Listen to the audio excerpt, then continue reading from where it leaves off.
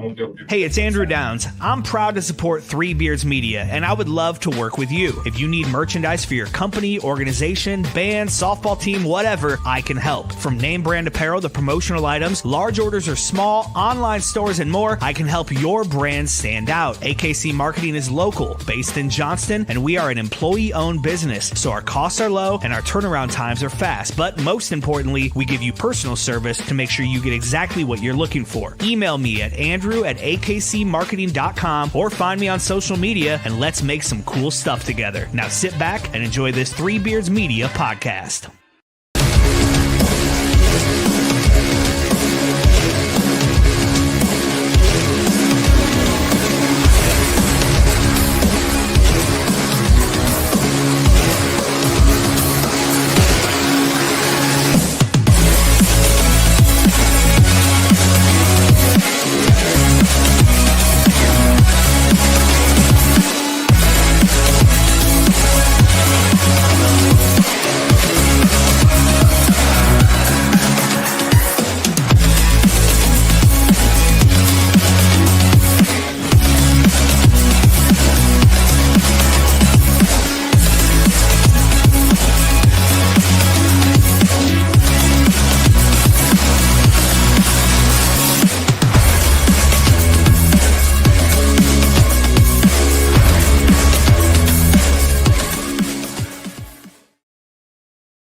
All right, good evening, everybody, and we are live tonight from the front row in Clive.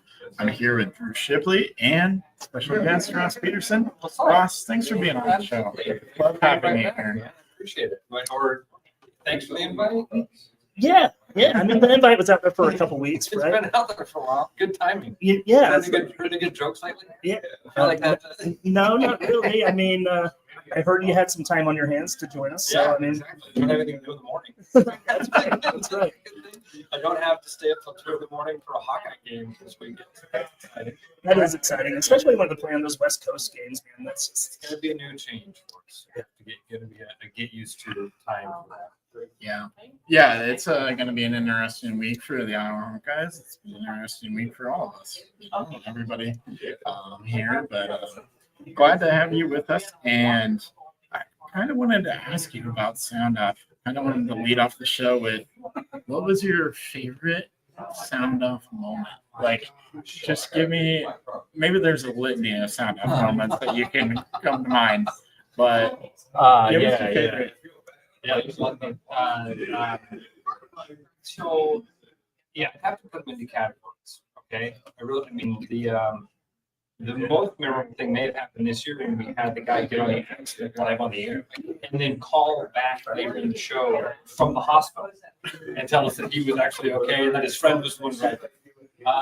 There was David Perry who fell asleep on the air and was snoring, and we kept going back to him, and he was still snoring.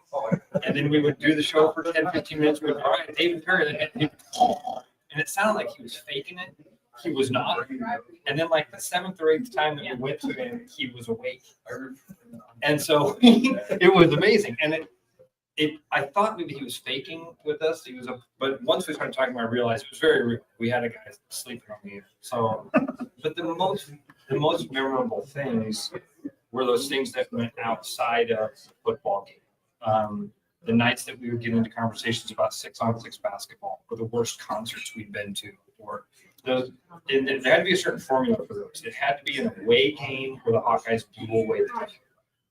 Because you don't have that captive audience on I-80, and people have started to tune out the game before it's even over. So you don't have that huge audience really passionate like you do after a loss or a close game or a home game. So those games, those down-offs were the ones that I'll remember the most. Because other than that, they kind of blend together. I mean, they're all fire the coach, change the quarterback, fire the offensive coordinator, fire the athletic director. Am I missing? no. Play the backup quarterback. Did Yep. you say that? Run the ball more, throw the ball more, play Yeah. the backup quarterback. Yeah. Do everything more. There's about 9 notes that you hit on the keyboard when you're at the sound. So the off the wall stuff is the stuff I remember way more. Yeah, we're here to have you exclusively for your 6-on-6 basketball opinions. Exactly right. Well, I don't actually have hard much for or you. many, But those were fun conversations still, because when you've got that big of a microphone and that big of an audience, you can say things like, I don't remember 6-on-6 basketball, but I would love to hear some of your memory, and you will get amazing phone calls. And that was what happened with that. It was just Travis happened to mention he had seen a documentary, I think, or something, and that spiraled a conversation where dozens of calls came in, and we heard about amazing players like Fonda Dix, and real name. It was like an amazing 6-on-6 basketball player. Yeah. There's also a woman by the name of Lane Corver, who's the mother of Kyle. Yes. She scored 73 points in a 6-on-6 basketball game. There's so many of these stories that are out there. Yeah. So that's the most fun. Those are the things I'll remember. Yeah. I'm a Pella grad, so that's why I got to bring up the Pella guys. So you also know my high school basketball coach. You ran into Mark Court. I do know Mark. Yeah. Dude. So I don't. This is not something that's real public. But Mark, Coach Court does know this. I was part of that brought him to East High. Yeah. And it was I've been lucky enough at my alma mater East High, which my buddies are here today. That I've been invited to do things like that and be a part of those hiring things. And when we had to change, that's a moment that I will remember. He was the final interview that we did. They didn't tell us who the candidates were. I'm not sure if you know who Mark Court is. Multiple-time state champion basketball coach at Pella High School. Okay. Yeah, back-to-back, 2002, 2003. I'll bring this back to Iowa in a minute. Yeah, he was. And so when he walked in with that resume of having state titles, and we had literally been interviewing guys that had never coached a varsity basketball team. There were some of the candidates that were 5-6 for East High. It was a breath of fresh air. I really like Coach Court. He didn't work out as the basketball coach, but he is still involved. He still is like home runner, and his wife is amazing. Yeah, but I actually brought him up because he actually told me a story about how you actually helped him in a snowstorm one time. You actually helped him. I think he was on the side of the road in a snowstorm one time. He remembers you from that, not from the hiring committee, but from that. He's a unique guy. I hadn't thought about that. I do remember that. Yeah. Oh, that just speaks to how great of a guy you are, Ross. Oh, thanks. Thank you. And I'm glad you told me that about Coach Court, because honestly, I had forgot. Yeah, that was something that I had done. That's cool. That guy remembers everything that ever happened, I swear. And fantastic coach, wonderful guy, and his wife is awesome also. Yeah, I can go deep on the Pella basketball lore. I was a student coach for the team, so I'm close. I'm close. I mean, we're not best friends, but I know Mark Court well. So I mean, I could go on for days and days, but I don't want to bore. I would quickly say this: I was blown away by him and his kind of moral compass when he came to East. He really wonderful guy with a wonderful heart and good direction. I'm glad he's still there to have an impact in East High, and probably making more of an impact with where he is than if he remains the best. Yeah. The shadow lore that I wanted to bring in for the fans that ties us back to the Iowa Hawkeyes is those teams that went back-to-back state championships. There is a world where Adam Haluska joins us. The middle school basketball coach, the middle school principal at the time, the job was open, and it was down to Adam Haluska's father and the guy that they eventually hired, who was my middle school principal, and they chose the other guy. Otherwise, the team that went back-to-back could have added just Adam Haluska, who ended up being the division back more. Went back-to-back. No, well, they played Waterloo East at Waterloo East when they were really good and almost beat them at Waterloo East. So, but anyways, I digress. We got to get this thing focused back on the Hawk. Yeah, I went off on a diatribe for like 9 minutes that I wasn't planning. Actually, a quick question I wanted to ask Ross is: so now you have your Saturdays back. Are you gonna re-up your season tickets? Are you gonna go back to Kinnick every Saturday, or? So two of the guys that I used to have season tickets with, I don't think so. No. I mean, we're old. I would say no. Everybody's really comfortable at home. We have a couple of buddies that have wonderful setups. And I am excited that I now get to join the watch parties with my buddies. I mean, I'll probably watch this Friday night's game, tomorrow night's game with my dad. Mhm. And then I think I'm going to go to the Nebraska game. Oh, yeah, there you go. So, but season tickets, I don't think that's going to be in the cards again. And that's just purely because I just now got away from spending 10 hours on one football game. I don't want to go back to that world if I can avoid it. So, good question. And maybe it got me excited. That's fair. You could go more often. You don't have to commit to the whole season. And I can take Eli. My son is 14. I've only been able to take him to one game. Bill Blank, who's also here, gave me front row seats and I took my son to the Michigan game last year. Oh, wow. The Connor Stallions game. Yeah.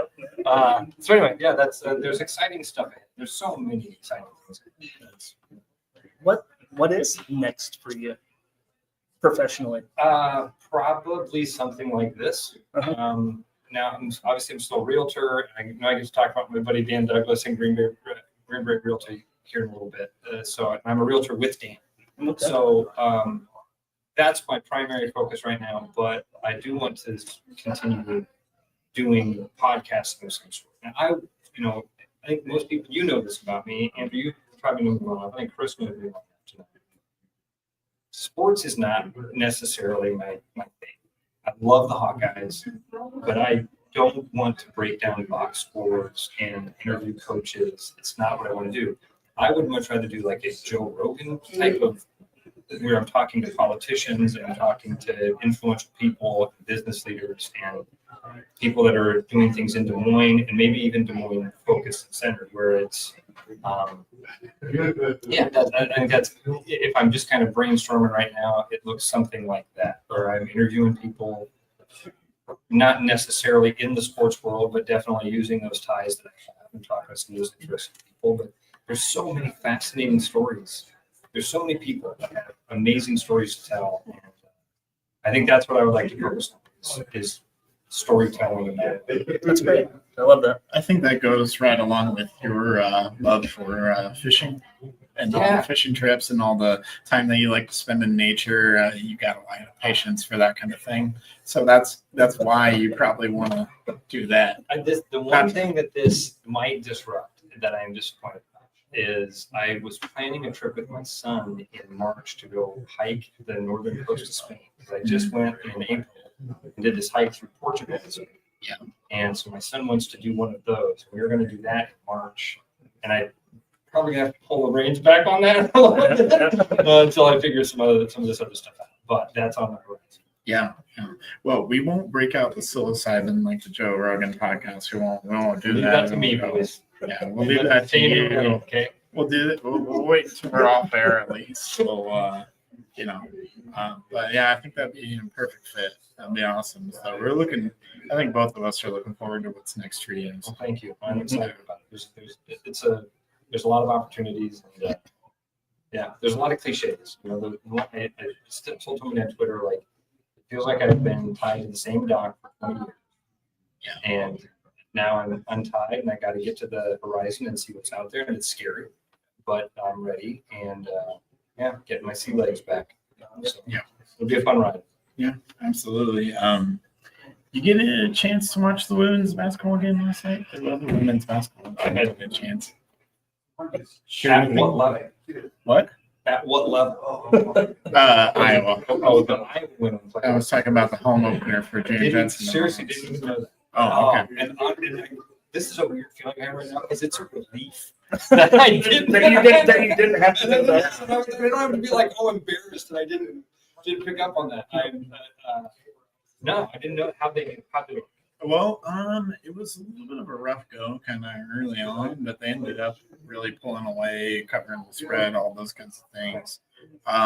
Lucy Olson. She's the girl that they brought in as the transfer. That's From Villanova. You hate to say next Caitlin Clark, but she's going to be the one that's going to be asked to fill the majority of that. Yeah, we talked about this a little bit in our women's basketball preview, but I'm not going to maybe build her up as the next Caitlin Clark because that kind of player, it's going to be more of a balanced attack offensively for this team, and we saw a lot of that balance. There was, I believe, 5 players in double figures last night for the Hawks, so that was perfect. A little bit of a scare with Hannah Stolke getting an ankle injury, but then coming back in the game. So, but a lot of freshmen too. We've talked about this. There's a lot of freshmen for the women's basketball team. And did I see Addie O'Grady was in the starting lineup yesterday?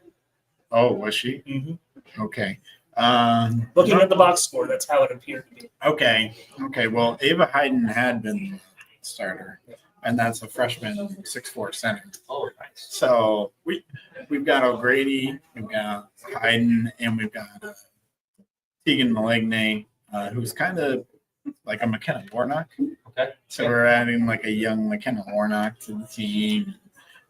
Anyways, expectations are way up there for Iowa women's basketball. Were they in the top 25, preseason top 25? No, they were actually number 26. Okay, I thought they were Just They're the first team out. Yep. So Which I think they're going to play with a chip on their shoulder, if I'm being honest. that's a reasonable expectation, I think, at the beginning of the season. Yep. So you see. We did our preseason preview for the women's basketball last week or the week before, Last week. and we thought top 4 seed hosting in Iowa City first and second round was the ceiling for them. I think they could be a top 16 team. Yeah, I think that's probably a good high end of expectation. I think that's a good bar to set to try to host one of those games, be a top 4 seed. Yeah, that's fair. Yeah, and again, if they don't reach that, making the tournament is the true barometer for success for this team. But knowing that they're right now, in that top 30, yeah, a good season, you're absolutely top 16. Absolutely. Yeah, getting to host a tournament game in Iowa City should absolutely be. Yeah. And we talked about it, but we talked about a couple of freshmen, but they've got 3 more that are going to factor into the rotation too. So when you're playing a lot of freshmen in the spots that were taken by a lot of seniors, it's going to be a lot. It's kind of a lot. It's going to be up and down, rocky kind of season. So, but we're excited for the Jane Johnson era. So, did you ever get the chance to talk to anyone, I guess, from the women's basketball team? I kind of want to ask you this. Like, I know you guys did a lot of coaches interviews. You had kind of the reoccurring with like Mark Farley, Ben Jacobson, all that. Who's your favorite coach to talk to in your time at Kicks? These are good questions. Okay, so again, I winged because you had my brain thinking Hawkeye coaches. It's not Nico Medved. I know that. I did like Nico. But his departure was the weirdest thing, man. He just copied texts to all of you, right? So anyway, it was a weird thing. Wait, there's a story here. Nico Medved, when he left Drake, had done a great job and built a lot of momentum. Got a great promotion to go to Colorado State, as we all know, and he's done well there.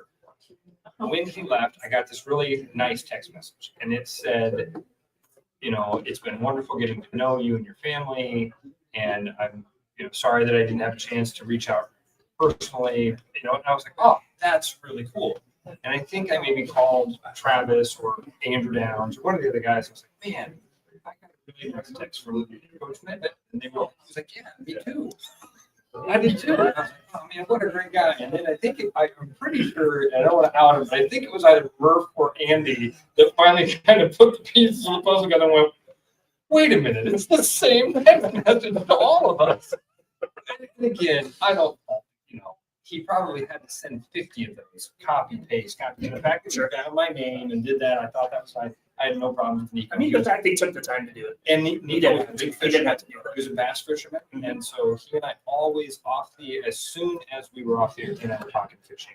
And so he and I did, and he did that with Andy also, fails. So I liked Nico. But that's a funny story. There's so many funny things like that. Tim Army. Coach Army's amazing. Yeah. The real deal. Like that crazy, fun, super adrenaline guy that you hear, that's him on the street corner at 11 o'clock at night in the middle of December. He's an interesting fellow. He's a fun guy to talk to. Coach Farley, his perspective on something like this season is that team is sucking his attitude, his way to keep his team positive, and focused, and what they're playing, all these things. That's really cool. There was something about talking to Bill early on Thursday mornings that like it got your blood going, man, and you were happy to do it, and it just felt like a fun way to wake up and interesting guy. This would be my biggest hurdle. Hawkeye assistant basketball coach Andrew Francis. Andrew Francis. Okay, yeah. That was a weird. Mm-hmm. For years, when I was doing Hawk Central, we had Wednesday nights. We would do a coach's interview every Wednesday, and Coach Francis and I, there was just something we clicked. He would be the one that I remember interviewing him several times and loving him. Now I'm talking about like clicking with coaches. My favorite guy to talk to is Coach Matt Woodley, who's now with Georgia Tech. I just love that Woodley family. All of those guys were amazing. And Matt was another guy that when you sat down and talked to him, you felt it. He engaged with you, and that's something that I really like. You really get your brain fired in a different way, and you kind of felt that avatar like mind meld connection thing, and that lifted those conversations. That was always fun. Jake Sullivan. Oh yeah. Jess Settles. I love that segment on Monday nights, Yeah. college basketball season. I thought that was a great When we segment. had Sage and Chuck Long on, I mean, growing up and like admiring Chuck Long and then getting to know him a little bit. There's some things I don't want to say about my heart, but man, over time, I think I can share some of these stories that are just mind-boggling. Chuck brings one to mind about that, but I love the opportunity to meet like Wade Lookingale, Chuck Long, Jess Settles, those guys that you watched as a kid, and then you got a chance to meet them, and they were like Wade Lookingale, who, if he were to walk in here right now, we would all be like, "That's Wade Lookingale." He has zero ego. Yeah. He's like, that is meaningful. Yes. Being Wade Lookingale is nothing to Wade Lookingale. Right. And that's when you really start to connect. Derek Pagel, former Hawkeye safety. I got to know Derek pretty well over the course of time. He was another fascinating guy. Really liked hanging out with him. Jess Settles is one of my personal favorites because I went to his basketball games when I was a youngster at North Mahaska. I went to the North Mahaska basketball games. Jess Settles. So we got to meet him, got to talk to him. Cool guy. Yeah. Very cool guy. Great guy. So, yeah, I love some of my earliest Iowa basketball memories are Jess Settles. So, I've talked about it with football. It's Dallas Clark, Brad Banks, Tim Dwight, those guys. But for me, in basketball, it's really Jess Settles that has my love. Also, in your later years, it was still Jess Settles. It still is. Yes, it was also still Jess Settles. Yeah, you're right. It was when you were 7 and when you were 11. Yeah. 13, 14. Yeah, but when I was, out shooting hoops as a youngster, I'm thinking I'm Jess Settles. You're wearing number 4. I'm wearing number 4. I'm rocking the Jess Settles. That's interesting because I didn't really think he had a pretty shot. No, but it was the pump fake. You could It's get down the to pump, the paint, it's the pump and you fake could and the pump fake, and rebound. you felt like Jess Settles. You Yeah. pump fake like 9 times. it was Jess Settles and Luke Recker. Luke Recker was the other one for me, and Dean Oliver. I saw Dean Oliver and Ricky Davis do some incredible stuff in high school. Yeah, I did too on the Newton High School court because we played Mason City. We were a CIMO team at the time until Maytag moved out and we kind of lost a lot of our residents. yeah. We played Dean Oliver. Who else on the Mason City team? Well, Dean and Ricky played on an all-star, like an AAU team. That's right. And it was insane. I mean, against high school kids, 2 Division I, 2 guys that really had NBA talent. And they both committed to being freshmen in high school, so everybody knew who they were, and everybody was excited about them becoming Hawkeyes.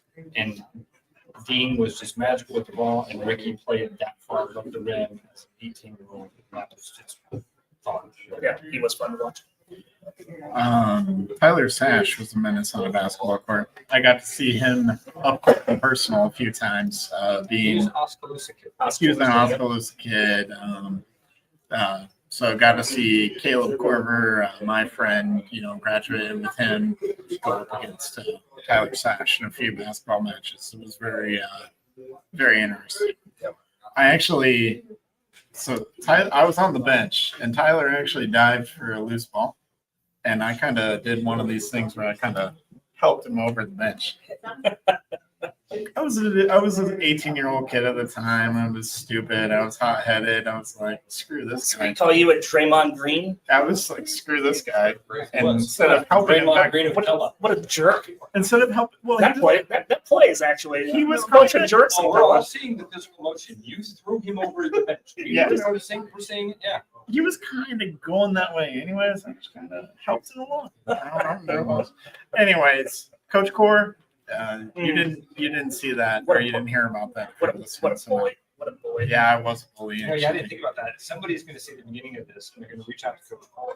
They'd be like, "Hey, you should listen to this podcast. Andrew and Ross say some really nice things about you." And then he's going to be so enthralled with this entertaining conversation that he's going to hear that story. Did you get a letter that year?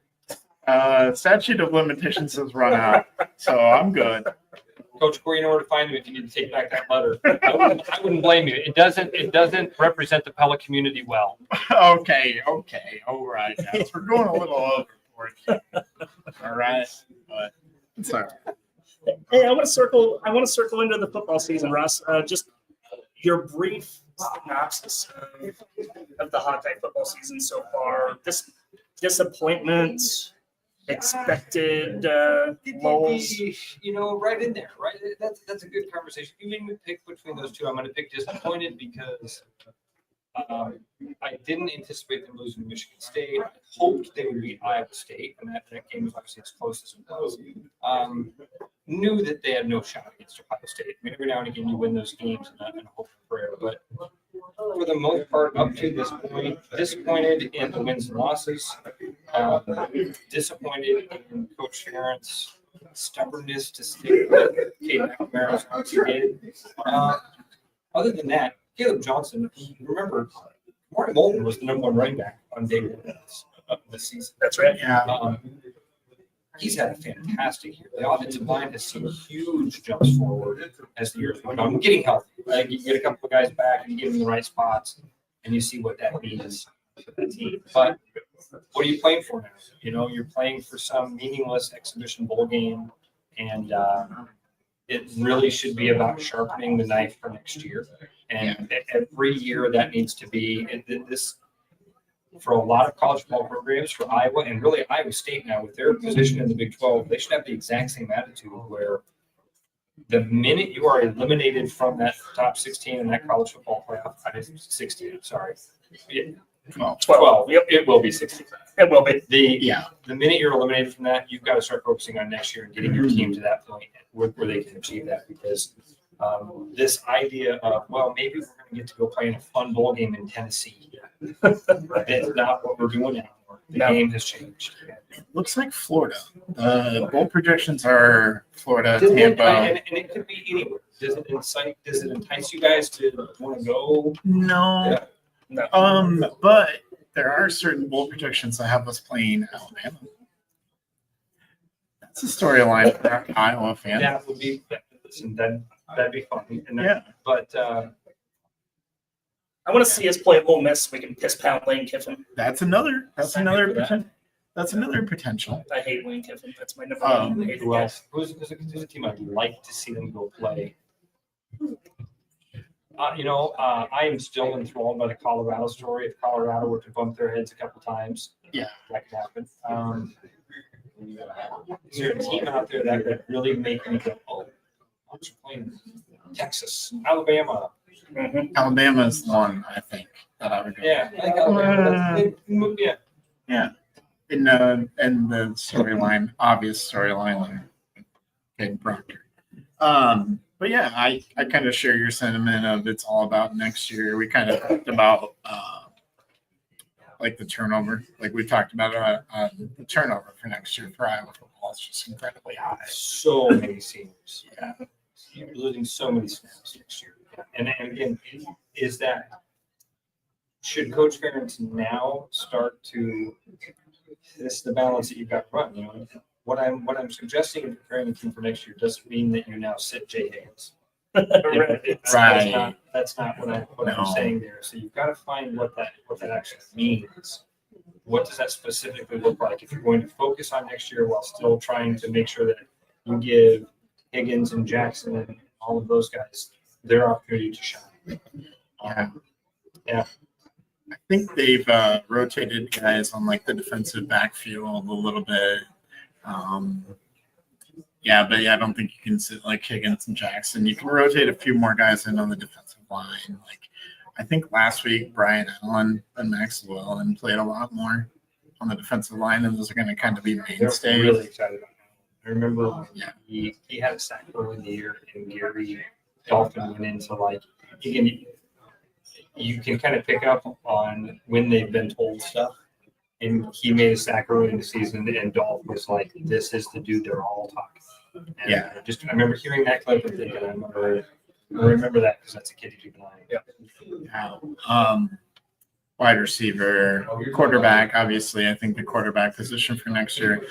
Has Brendan Sullivan done enough for you to be the guy through 2 games for next year?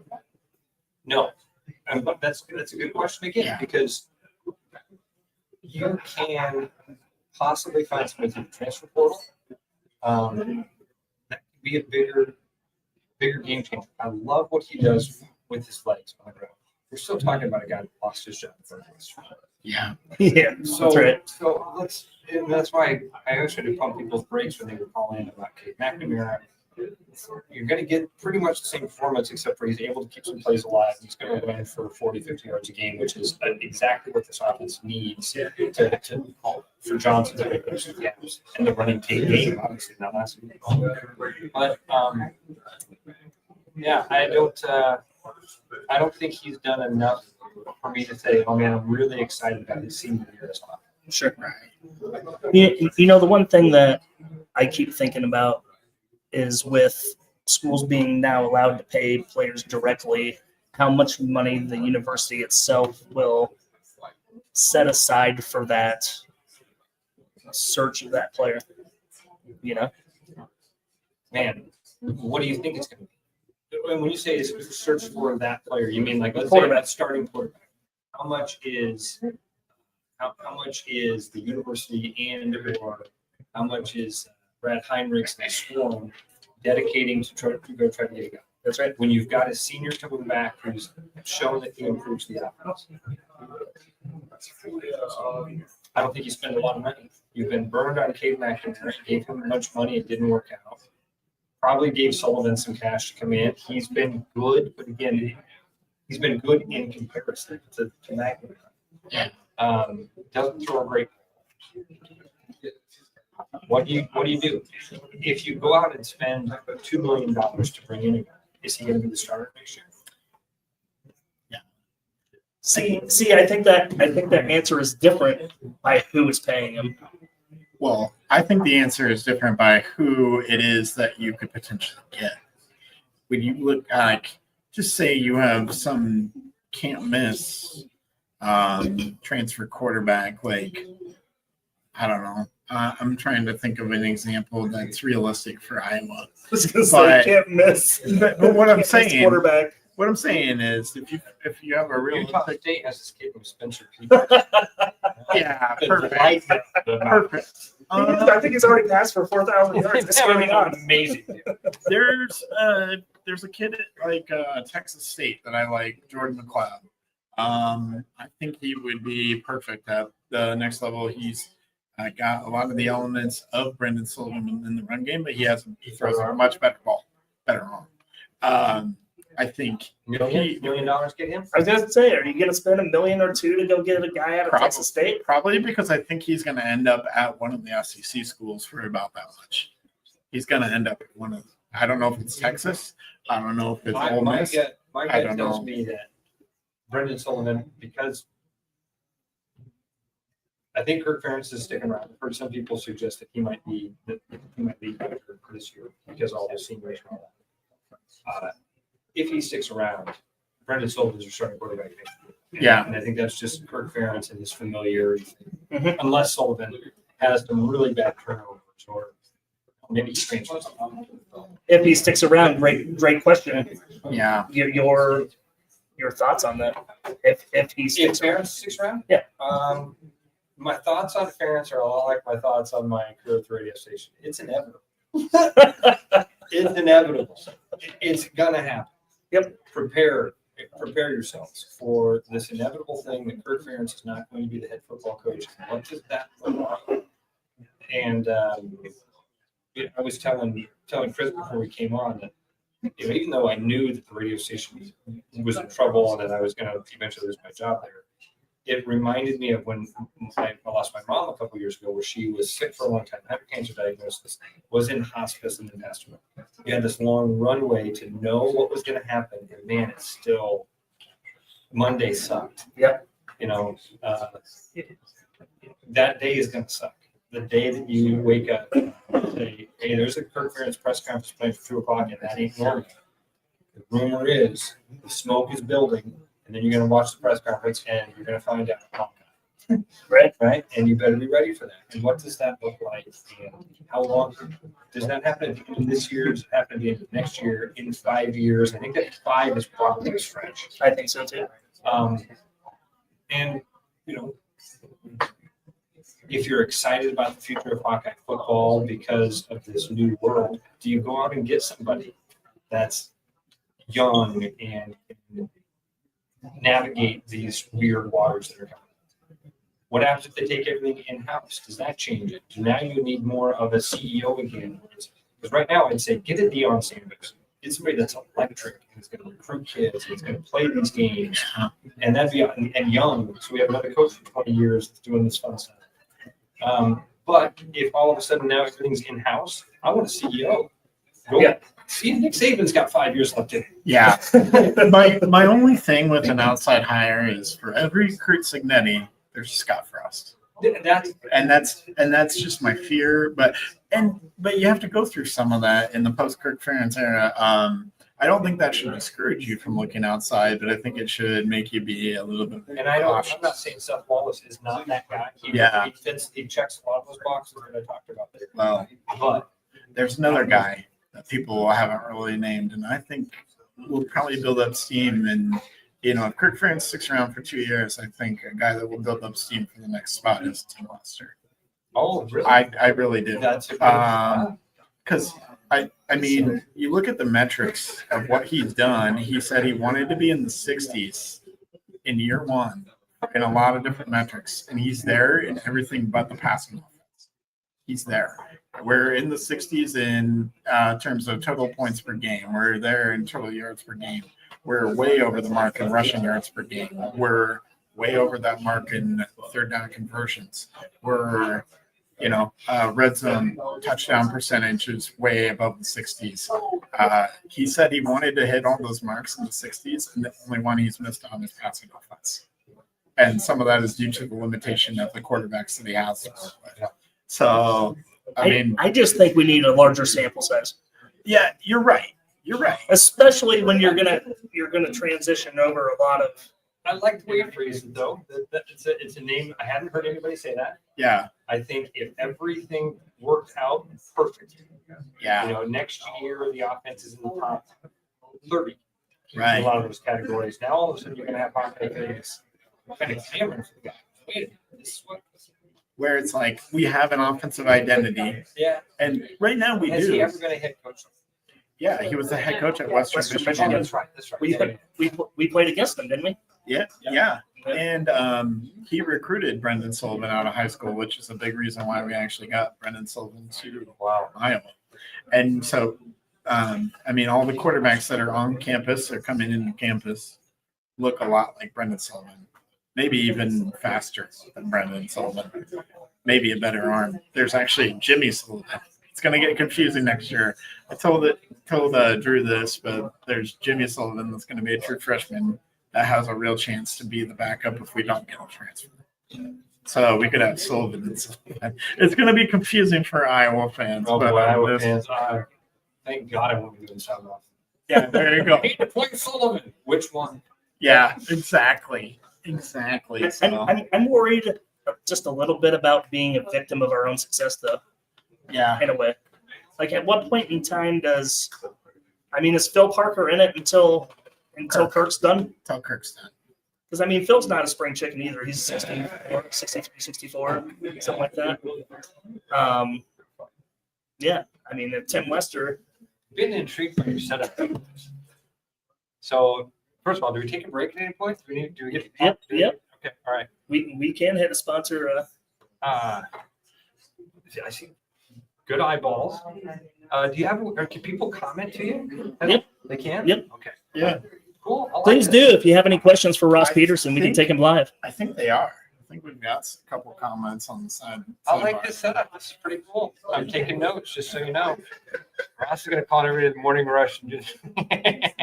No, I'm not, Jason. Good to hear from you. StreamYard is the way to go. Major, good to hear from you, buddy. Yeah. Let's hear a word from our sponsors. Perfect. Making great tasting bourbon requires the perfect combination of ingredients, conditions, and time. The longer it rests, the better it tastes. Revelton Distillery's new single barrel bourbon is made from 80% corn, sourced 100% from Iowa farmers. And unlike mass-produced bourbons, each barrel of Revelton's single barrel bourbon is unique, proofed on when it tastes best. As they like to say, it'll be ready when it's ready. And to ensure the highest standards of quality and flavor, owners Rob and Christy Taylor oversee the production and bottling. Every single barrel. Iowa born, Iowa aged, Iowa bottled. Try the new single barrel bourbon from Iowa's own Revelton Distillery. ReveltonDistillery.com.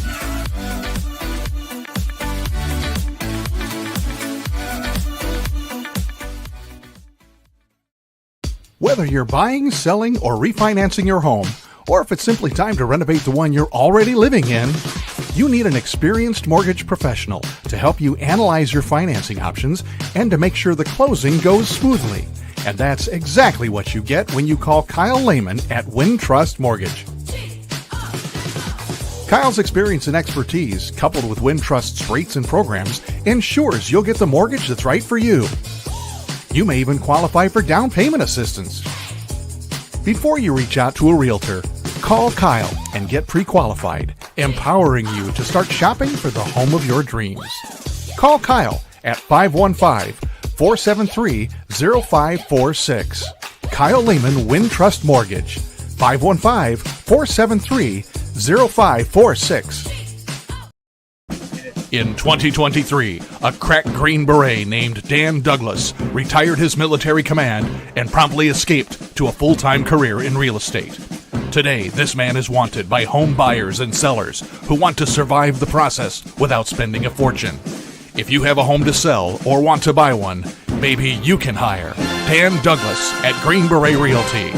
You can find him at greenberetrealty.com. greenberetrealty.com. I love that. I'm texting Dan right now. All right, we are back on here. Sorry for the distraction, people. We have Ben Applegate distracting us up here. The three blind refs are trying to take over the Hawks ahead deal. So I got it. At least he's wearing the black and gold. We love it. We love it. We love Ben Applegate, by the way. He's been on this show a few times. So, yeah, wanted to kind of start with a look back of last week, Iowa, Wisconsin. It was a good game for the Iowa Hawkeyes. I was absolutely surprised that it was a blowout.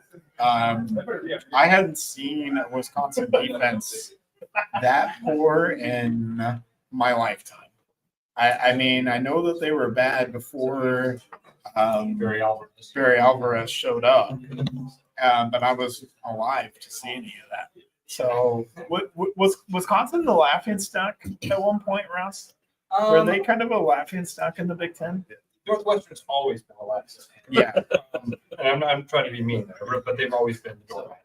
And then I would even say outside of Breeze and Orton in those years. Purdue was always kind of a bottom feeder for a while. Again, just I'm talking 90s. Again, before Breeze got there. For sure. Both programs that beat Iowa on a regular basis. Indiana was always a doormat. Yeah. Besides Antoine Randall. And even then, they were good. Yeah. They had him and one dude. I remember thinking that guy was going to be amazing as a quarterback. Wisconsin, I remember Wisconsin. My mom is from Wisconsin, so all of my cousins live up there. They're all I do remember when Iowa had their way with Wisconsin back in the 80s, early 90s. It was fun to go up there because my dad was one of the soccer fans like the needle and like kick your ass, you know.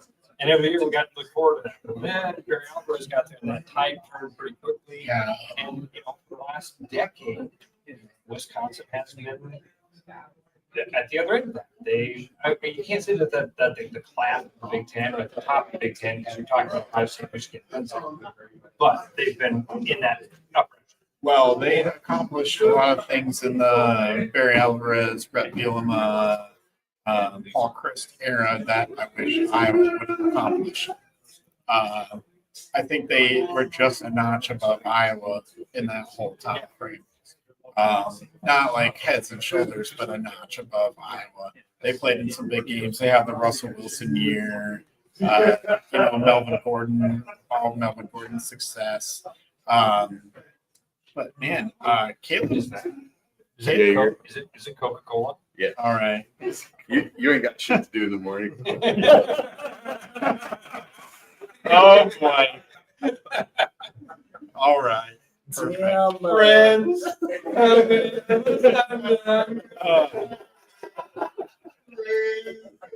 So, I was saying before last week when we were doing our preview that Caleb Johnson needed to have a big game to really thrust himself into a Heisman conversation, kind of like Sean Green did. Is he anywhere close? Man, he's to got thrusting himself into that conversation? certainly nibbling on the edge of that. Yeah. Got to finish really strong. I don't think there's that winning the Heisman. No. When you're talking on a team that's going to have 3-4 losses. His yardage is going to be amazing, but will he be in the conversation? At some point, his name's going to get mentioned in it. Yeah. But I think he's right on the edge of that right now. Give him a couple more games, but man, do you realize how far he is away from what Sean Green did? He's having an amazing time. He's having to get almost 300 yards a game, for 200 yards a game. Yeah. His 600 yards. To hit the yardage. But You forget how great Sean Green is. yeah, but you also got to factor in a little bit the amount of attempts that Sean Green got. Caleb Johnson's doing it on 15 to 20. And Sean, Sean was more like 25, 30. Really? Yeah, okay. And also the rushing touchdowns, he's only one behind Sean Green right now. And he's got 3 games to go. So I'm feeling good about him surpassing Sean Green in overall touchdowns, but probably not the yardage. And Tavian Banks had that one. It was a 97 or 98. Yeah, Where he went insane in the non-conference part of the season. right. And in those 3 games, he had like almost 900 yards or something like that. Yeah. If I remember right, didn't Cedric Shaw have a run like that before? Yeah, he did. Yeah. Even Liddell Betts had a great season. So to answer your Heisman talk point, there's only going to be one running back, if any, Yeah. invited to New York. And I think Caleb Johnson should be the one. I'm a big fan. I'm a big I understand. believer that Caleb Johnson should be the one. I I don't know if understand. it's going to shake that way, but I think he should. You have seen. I have seen Ashton Genty. Yeah. I have watched him play. I remain a skeptic of the competition level. I also think his Genty's quarterback is a competent passer. Like the other week, he just had 300 yards and 4 touchdowns. A little bit of a factor needs to be competition level, and Caleb Johnson is doing this with lack of a passing game from the Iowa Hawkeyes. I mean, I don't know if the Heisman people will go that deep They in the won't. weeds. They They won't. won't, They but won't. they should. You are making the case, but that you got to look at it from a 10,000-foot view because that's the way the world looks at it, and it really is about those numbers and those highlights. You're right about the competition, and I think that's probably what's going to hold it back. Team success is going to hold Caleb Johnson back And that's too. exactly. But I will say Sean Green made it there when the team was 8-4. And the fact that the award has become a Quarterback. I hate that. I hate it so much because That's what the Davy O'Brien's for. I'm not saying that Caleb Johnson should win it. Travis Hunter should win it. That's exactly the guy that's Travis Hunter should win it. nailed it. It takes 5 minutes of watching a Colorado game to go, that's the best player in college. He plays both ways. He's insane. Yeah. 140 snaps a He game. makes alien catches. He locks down their best wide receiver. He crushes running back. He is amazing. Played the next week after a lacerated spleen last year. Oh yeah, no big deal. Yeah, exactly. Their offense, their defense, everything would be shot if you didn't play almost every single I snap. wish, because I remember when who was the guy, the kid from Michigan that did it both ways. Jeez, I can't believe it. Charles Woodson. Charles Woodson. Yep. That's the best player in college football. Yeah, there was an He Ohio was. State. There was an Ohio State guy too, Chris Gamble. Yeah. You remember Yeah. Chris Gamble? Yeah, that's pulling deep. I mean, Iowa had their own guy that they could have used that way, but they didn't. Cooper DeJean. Oh yeah, absolutely. Cooper DeJean could have gone both ways. Cooper could have done on offense exactly what they're doing with Reach. I mean, exactly. Yep. They used him in that slot and off. Could have done more creative with him. I think that the fear there was that you putting him out there at risk of getting injured, and he's going to have an NFL career as a defensive back. So Right. don't mess with it. I imagine that was the thought. Yeah. But if that's the case, then why run him out for terms? Right. But he's having fun. Yeah, he sure is. He sure is. So, let's look ahead to this week. Honestly, I haven't seen UCLA play a snap. I've watched a lot of college football. I have not tuned into UCLA game. They beat Nebraska at Nebraska last week. Is there, Ross, Drew, what do you guys know about this current edition of UCLA football? I can say the same thing you did. I have not watched them. I don't think I've seen a snap of UCLA football. Yeah. Maybe, but I don't remember. I have because I'm a degenerate gambler. Yeah, You know? we've learned that. Okay. We all know that. Okay. First step is admitting you have a problem, right? So, and then it's the next step. But it's not a problem if you win. So I'm the same one. So, they're Jekyll and Hyde. Yeah. And there is they at their best can beat a top 25 team. okay. At the worst, can lose to Northwestern, Oh, Purdue, okay. something like that. Going out west always concerns me with this Iowa team. Yeah. Rose Bowl, Arizona, the Nick Foles Arizona game, Arizona State. State and Tempe in a Yeah. freaking monsoon. I had family members that have been to two of those three. So there are concerns, not just the Hawkeyes, but traditional Big Ten teams going west. Traditionally, kind of start slow. This year. It hasn't happened. Michigan going to Oregon. Or not Michigan, I'm sorry. Washington. Michigan losing at Washington. Ohio State losing at Oregon. Yeah, I mean, there is a level of concern. UCLA, I think, has some talent. I think we're the better football team. But man, every time I think that's the case, then we go lay an egg at Michigan State. Yeah. You know? The last time Iowa went to California was the Holiday Bowl. And we crushed the team with Amon-Ra, Michael Pittman, and Drake London at wide receiver. I didn't realize all three of those All guys were on three of that those US. guys were on that team. And we But did they play? Oh, okay. all I remember that. Do you, Brian? Amon-Ra, Who was the quarterback? Keaton Slovis. How do you know this shit? A young Keaton Slovis. I'm telling you. I've got a little bit of a memory recall, but I also read a preview on Hawkeye Insider as well. So That's incredible. but I remember where I was when I watched that game. It was a great game. It was awesome. It was also first game after Hayden Fry passed away. So Iowa was playing in the Holiday Bowl after Hayden Fry passed away. You ever seen Rain Man? What's that? You ever seen Rain Man? No. I know what you're talking about. But I got a little bit of that going on. A little bit. Yeah. The other thing with that game was Amir Smith-Marset returned a kick for a touchdown. when he flipped into the end zone? And no, that wasn't this game. Gus Johnson was calling the game and it was CJ Jones, see you later. Yep. As Amir Smith-Marset ran into the end I zone. thought maybe front row had a picture of that up as you were saying, and I'm like, they have one of those photos, but I don't think they have that one. Yeah. Okay. Iowa We was, mentioned Tyler Sash. They've got a Tyler Sash photo.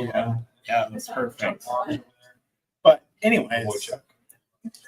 I guess what I'm getting at is I get the concerns of the travel, the Iowa history there, but you're going into LA, and it's not going to be like it was in Arizona where it was 90-some degrees. It's going to be more of a temperate environment. I guess my level of concern is it's up, but not maybe to the level of ahead. This is going to be tough. Caution. What's the spreads under a touchdown? 6.5. Caution. I like Iowa overs. Take the over. Take the over. You're killing the overs lately. 100%. When you kill them, when you score 40 a game. I don't think we've missed an over. Wow. No, we haven't. Undefeated in the We're over. undefeated on the over under. Complete 180. Yet again, another case for Tim Lester. So, what I can tell you about UCLA is its first year of Deshaun Foster, first year of Eric Bieniemy. What a bizarre combination, by the way. Very bizarre combination, but maybe Eric Bieniemy is figuring out their offense. That would give me a little bit of pause. They are the worst rushing offense in the country. That sounds about right with Eric Bieniemy. 20, They never ran the ball in Kansas City. 28 yards per game or something like that. Oh my gosh. It is just no threat of rushing. It's like I didn't know it was that bad. ridiculous. Okay, sorry. Their top rusher average is 28 yards per game. Oh, okay. Collectively as a unit, it's under 100. Well, if their top rush is 28, I'm guessing that they're probably somewhere in the 50s. But at Yeah. least that changes a little bit. Sorry. Their top rusher is 28, but they're like collectively as a team like 90 something. So what you're saying is our defensive line should get home. Our defensive line should know that they're expecting a passing down. The only caveat to that is Ethan Garbers is like Sullivan in some ways where he can run. He's mobile enough to run for first downs. He's not going to kill you with his legs. It's not a Lamar Jackson situation at all. It's not that kind of situation. It's not even an Aiden Childs situation like we saw at Michigan State this year. It's more of a CJ Beathard kind of situation there. What say you, Russ? What are your concerns? Do you have concerns? I'm going to watch the game. I'm going to enjoy the game. Concerned? Concerned? I know nothing about UCLA. I anticipate that the Hawkeyes go in there and will do exactly what we think they're going to do on offense. They're going to focus on making sure Caleb Johnson can run the ball. And you've got Sullivan there to be able to throw for 92 yards over the course of 60 minutes. The thing that does scare me about the defense, not only that mobile quarterbacks have always given the Hawkeyes trouble, they've given this defense trouble. When you don't rely on a running game, it can throw a wrench into this Hawkeye defense because the defense is squared so much on we're going to stop the run and put our corners out there on the islands and help our defensive backs are going to be ball hawks. Right. The more that when you said that they were averaging whatever the first number was, 28 yards a game, Yeah. I'm like, well, they're not even running the ball. They're not even running. And that's a big problem because that means that primary focus of stopping the run, there's nothing to focus No on. need, right? Right. So, I don't know. My takeaway at this point away from a game, 24 hours away from a game, is look at Vegas. what do the people that don't really have any vested interest except for the money, what are they thinking about? And if they think the Hawks win by 7, I like that. Sign me up. I like it too. Sounds great. All right. We want to do some quick score predictions. Drew, I'll let you start. Score predictions. UCLA night game in the Rose Bowl. I think we hang 40 again. I'm gonna go 42-20. 42-20. Okay. 42-20. That's a lot of points. Yeah, I don't think they're giving up 20. Like, I like that idea of them scoring 40. Again. But again, Vegas says it's a 6-point game. It does. I think you're probably closer to like a 28-20. Okay. Pocket. Yeah. I think this UCLA offense is going to struggle. I know the passing offense has given Iowa a little bit of trouble. They're only averaging 240 yards per game through the air, 10 touchdowns against 9 interceptions for Ethan Garbers. So he has a propensity to throw interceptions, kind of like Brandon Locke. I just don't think the Iowa offense gets its footing early enough like they did this past week against Wisconsin. I think it'll be more of like Iowa's going to cover, the over's going to hit. It's going to be more of like a 24 to no to hit the over. The over is 44.5. I'll go 27 to 20. Yeah, I think 27 to 20 is. Isn't that what he just said? 28. 28. 27 to 20 I because feel like I got the opposite of prices The right. price is right. I got prices wrong. It's some bullshit. I'm sorry. 1 point under. I'm sorry. I was making it up on the fly because I was trying to concoct a scenario where Iowa covers and the over hits. So that's what I came up with. Yeah, you did that there. Yeah. And honestly, it's kind of the same thing I'm doing here. I'm looking at it as if Vegas says 6.5, it's probably going to be a 5 point. Right. It's not usually off by very far. No, it's not. So Very smart people out there. says the guy who knows. Yeah. The implied. So I got. Man, I thought we were going to spend most of today talking about this weekend. What's happening this week? No. Something's happening this weekend? No pocket football game apart. Okay, so going to dinner at the Iowa Tap Room for some reason Friday night. I wonder how many people, like there's all these people that do these traditions about hockey. Yeah. And sometimes like we talk about tailgate. Right? One of the guys who used to tailgate with his family had a rule, his dad had a rule that none of them could get married on the day of a Hawkeye game. And he even told his daughter, if you get married on the day of a Hawkeye game, I'll call you from the game. So I didn't think like Friday night football game, man. That's one of the wonderful things. Think of how many people are going to be able to say I do this. Yeah. You want to remember what we think of that? I mean, it's perfect for me. So Yeah. You're gonna sit down and watch your first game and not have to talk about it. I'm going to not watch the game because I will be covering high school football. Oh yeah. which game you got? I am heading to Pella Oh, because Paula Gilbert. Pella Gilbert, and it's Jay McKinstry's final home game as coach of Pella Dutch. She's been there since 1998. Okay. So I gotta be there for that one with a dome appearance on the line. That's crazy. It's crazy that in his last year, you talked about the back-to-back with Mark Cooper, 3 in a row for Jay McKinstry. I will be 40 wins for in a row. the first half. Who's Southeast Polk play? Southeast Polk plays. Doesn't matter. I'm gonna be at that game until halftime. Don't they play Dowling? No. Southeast Polk hosts a game against. Because that means Cardinals. I'm going to get in and out. I want to go over the first half and both after half. Dowling. I'm going to watch hockey. Dowling hosts a game At MediaCom Stadium. At MediaCom Stadium. let's see. I got it right up in front of me. Southeast Book plays Iowa City West. Yeah, yeah. Centennial Dowling, Gilbert Pella. That's where Mitch Moore went. Yep, that's right. I'll have to hook him up. That's another guy I really like talking to. Johnston Valley, also a big game at Valley. So, anyways, high school football going to be great.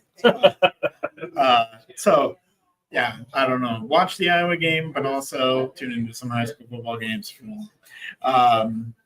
Real quick, men's basketball. What's your stance on Fran McCaffrey? Where are you at on the Fran McCaffrey landscape? I'm in the same place that I think tonight. I really do believe that 95% of Hawkeyes are in the same camp on Fran McCaffrey.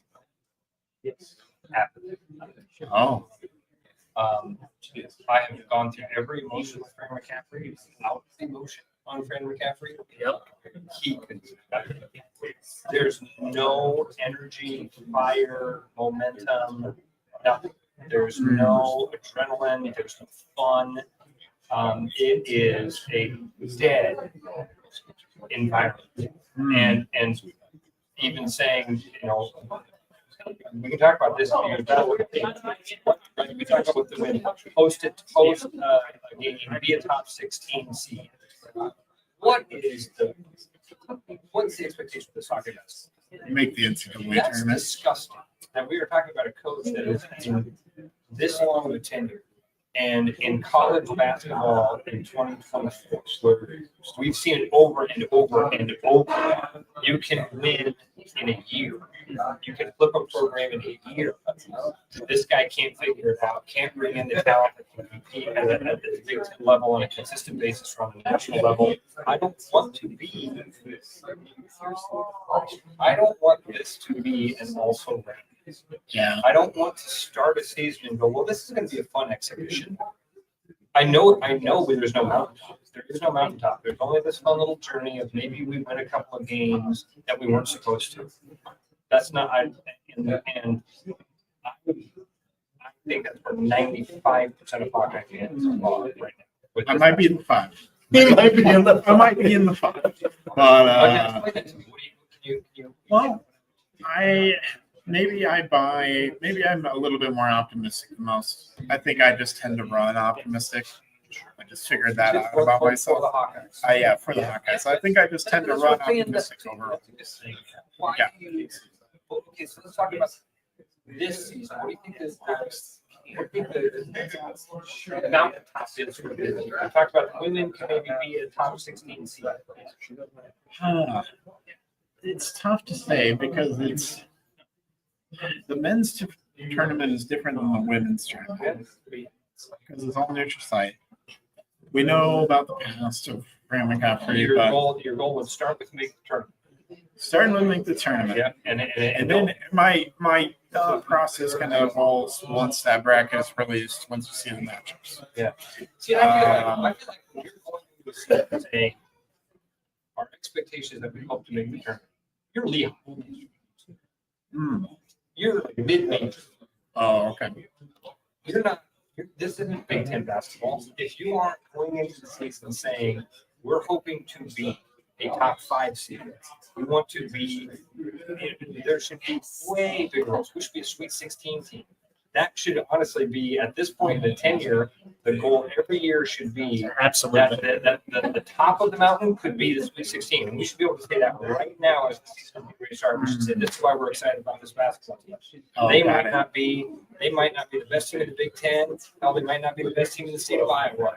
But this team is going to compete and fight, and they're going to be there. And man, if we can make a Sweet 16 when we get to Elite 8, there's no shot. And that's why I'm done. I'm ready for him. He could. Ben Gibbs could walk in that door right now and say, "Fran McCaffrey, basketball." I'd be high-fiving. Okay. I'm more in because I like individual players and I want to see the progression of individual players. I'm excited about last year's freshman class. I love Freeman, man. I love Freeman. I love Brock Harvey. I do too. In fact, for that to do, I wish last year they would have given a lot more leash. Yeah. because he's got that little spark in his funk about him that I love. And Yeah. I'm with about these guys.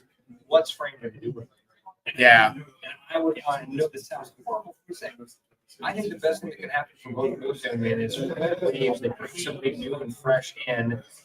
That guy surrounds those guys with some real talent, and then we see what happens with these things. Yeah, I think it's interesting because I like this year's freshman class too. Chris Hadjo, Cooper Koch, J.R. Koch is done. Yeah. They brought in Trey Roray. They brought in Well.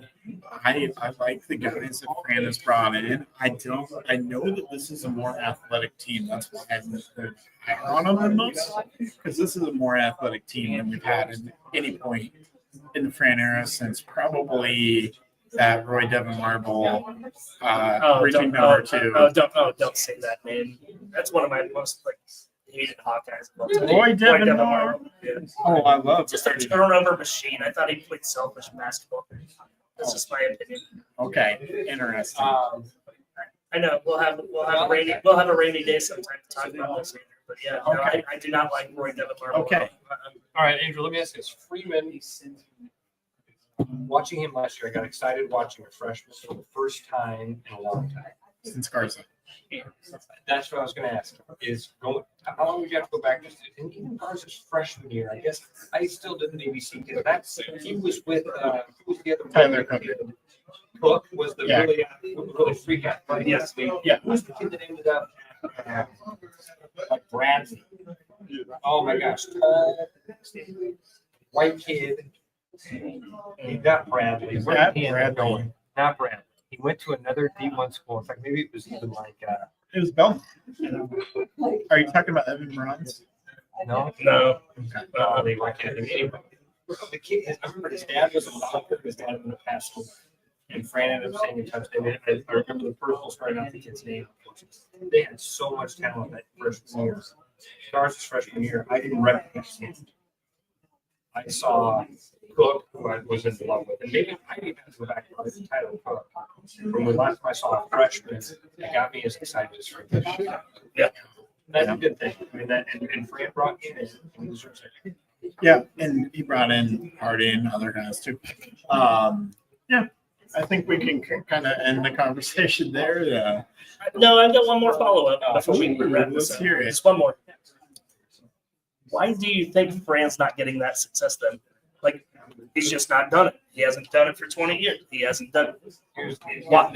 Why? Fran, if you look at Fran's wins and losses, he's actually done enough. He's done enough to not deserve this take from the Hawkeyes. He doesn't connect with the fans. He never did.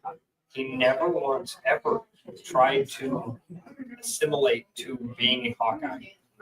Ever. It's Fran, and that's the way he is. And I respect it. I don't like it, and it's not what I want from my coach. I hate the antics that come along with Fran. That's why it is. You can look at what TJ Altenberger did at State. Overnight turnaround. It's crazy. And he went in with that. I am here.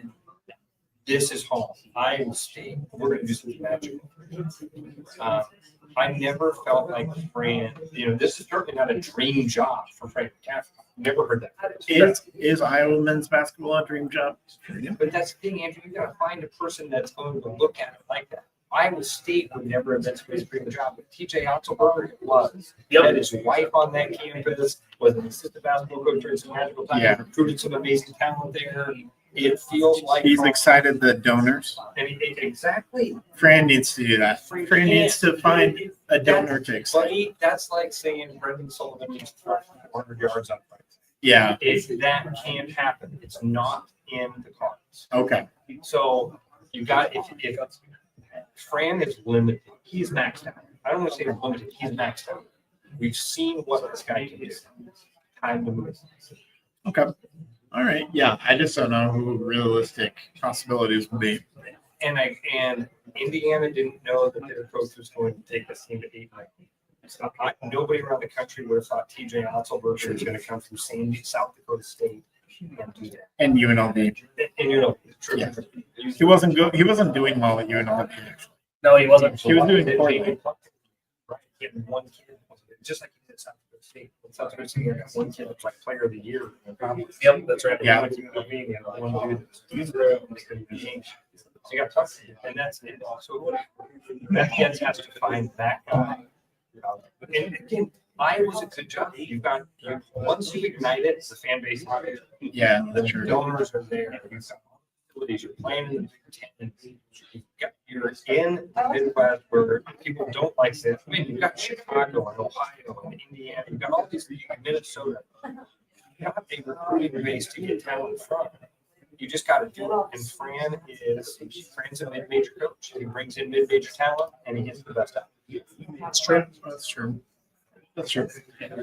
Yeah, that's a good follow-up. Well, Ross, thanks for being here. Andrew, thanks for inviting me. Yeah, it was Drew doing it, but yeah, I appreciate having you.